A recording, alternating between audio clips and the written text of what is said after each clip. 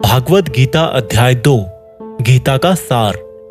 दोस्तों, गीता के दूसरे अध्याय से हमें इमोशनल स्टेबिलिटी, आत्मा, मृत्यु, पुनर्जन्म, डिसीजन मेकिंग के बारे में सीखने को मिलता है और गुस्से का सबसे बड़ा रीजन और उसका सॉल्यूशन क्या है, कैसे आप किसी भी कंडीशन में खुश रह सकते हो और मेहनत कैसे करते हैं, यह भी आपको सीखने को मिलेगा। जब अर्जुन ने युद्ध करने से मना कर दिया तब सारथी श्री कृष्ण ने अर्जुन से कहा कि अर्जुन, ये तुम्हें अचानक से क्या हो गया?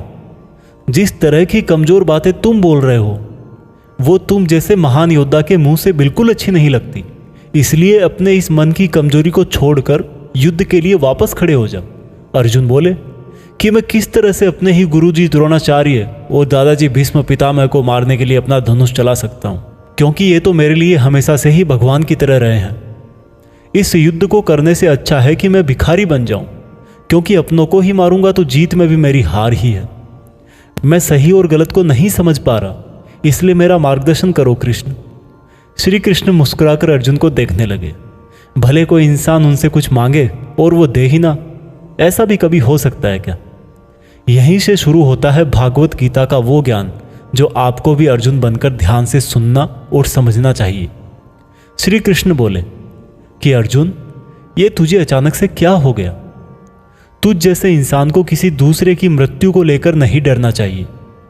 और वैसे भी तुझे क्या लग रहा है, ये लोग तेरे मारने से मर जाएंगे और तू ही इनको मारेगा? इन सब लोगों का और तुम्हारा भी पिछला जन्म भी था और अगला जन्म भी होगा। इसलिए जैसा तुम सोचकर दुखी हो रहे हो वह ज्ञान तुम्हारा अधूरा है। और रही बात इनकी मृत्यु का तुझे पाप लगने की, तो ये समझ ले, इनको मारने वाला तू नहीं बल्कि मैं हूं। तू तो इनकी मौत का सिर्फ एक कारण है और ये लोग मरने के बाद भी मेरे ही पास आएंगे, क्योंकि ये लोग शरीर नहीं है बल्कि आत्मा है और आत्मा को किसी भी तरह से नष्ट नहीं किया जा सकता। आत्मा तो अगले जन्म के लिए इस शरीर को उसी तरह से छोड़ देती है जिस प्रकार से तुम अपने पुराने कपड़े बदलकर नए पहनते हो। हे अर्जुन, जन्म देने वाला और मारने वाला मैं ही हूं। और ये बता, क्या तू किसी मरे हुए इंसान को जिंदा कर सकता है? अगर तू मरे हुए को जीवन नहीं दे सकता तो जीवित को भी नहीं मार सकता, क्योंकि जीवन देने वाला भी मैं हूं और मारने वाला भी मैं हूं, और इनकी मौत मैंने तेरे ही हाथों लिखी है। और अर्जुन, अगर तुझे ऐसा लगता है कि आत्मा भी मरती है तो ये जान ले कि आत्मा जैसे जन्म लेकर मरती है वैसे ही मरने के बाद प्रकृति का चक्र पूरा करने के लिए उसको फिर से जन्म लेना पड़ेगा। इस प्रकार से भी आत्मा नष्ट नहीं हुई। और जब प्रकृति ऐसे ही चलती है तो भला तू इसका जिम्मेदार कैसे हुआ? अर्जुन, जिस क्षत्रिय को जीवन में युद्ध करने का अवसर प्राप्त होता है वो ना केवल भाग्यशाली है बल्कि उसका तो धर्म और कर्म ही युद्ध करना है। और अगर तूने ये युद्ध नहीं किया तो इसका मतलब यह होगा कि तूने अपना धर्म और कर्म अच्छी तरह से नहीं निभाया और इसलिए तेरे नाम के साथ कलंक जुड़ जाएगा। और तेरे जैसे अर्जुन के लिए तो कलंक उसकी मौत से भी बड़ा है। जो लोग तुझे बहुत सम्मान दिया करते थे वही लोग तेरी बहुत बुराइयां करेंगे, तेरी वीरता पर सवाल उठाएंगे। इसलिए अर्जुन, तू सुख दुख, हार जीत और फायदे नुकसान को छोड़कर अपने विचारों को स्थिर कर और युद्ध के लिए धनुष उठा, जिससे या तो तू युद्ध में मारा जाकर मेरी ही शरण में आएगा या फिर विजेता बनकर धरती पर ही सुख भोगेगा।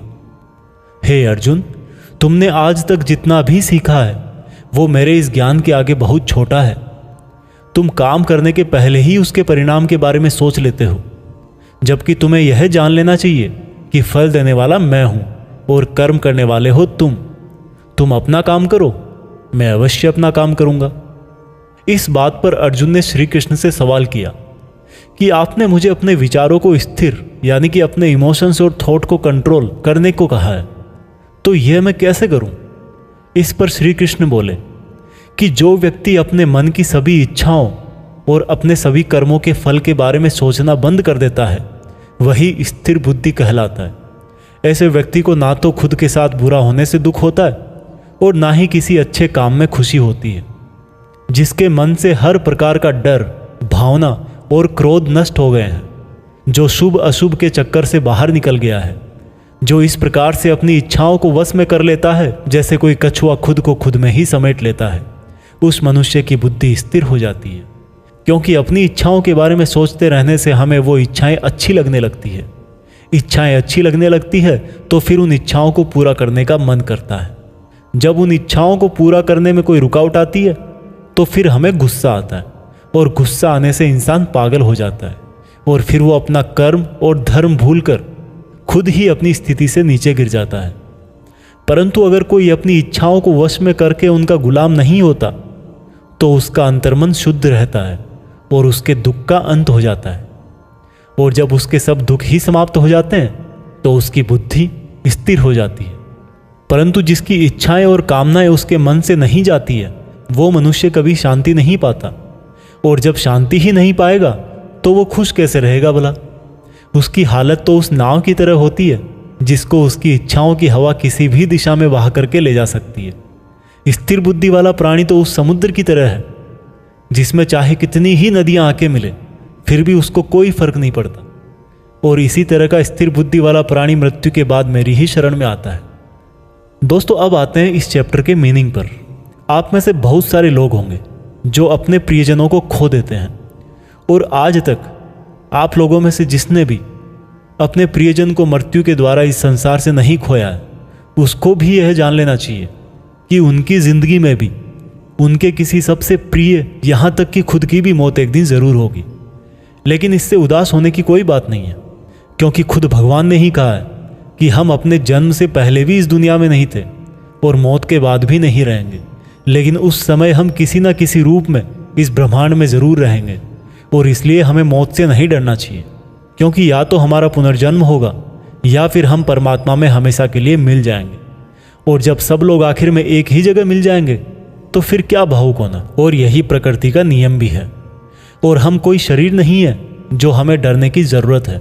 हम आत्मा है और उसी का अंश है जिसको हम भगवान कहते हैं।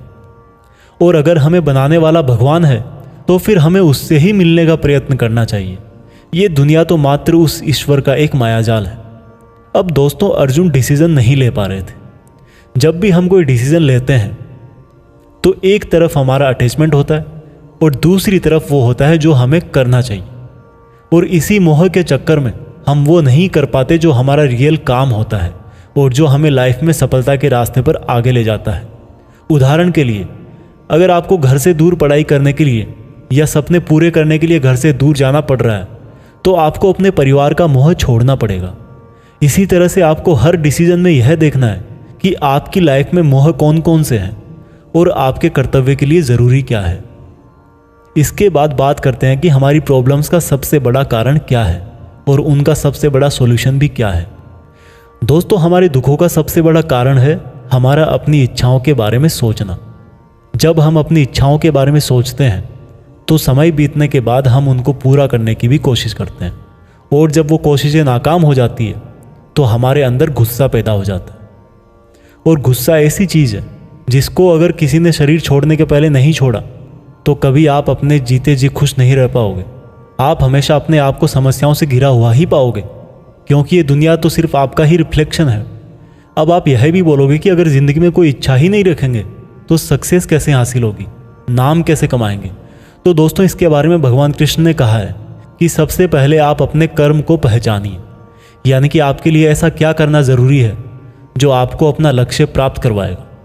और उसके बाद सफल होने की उम्मीद या असफल होने का डर मन में पैदा किए बिना अपने काम को ऐसे करें जैसे वो काम आप नहीं बल्कि खुद भगवान कर रहे हैं। और इस तरह से आपकी हिम्मत कभी नहीं टूटेगी, क्योंकि आपको यह लगेगा कि ये काम मैं नहीं बल्कि मेहनत भगवान कर रहे हैं। और इस तरह से आपकी हिम्मत कभी नहीं टूटेगी, क्योंकि आपको यह लगेगा ही नहीं कि आप मेहनत कर रहे हो,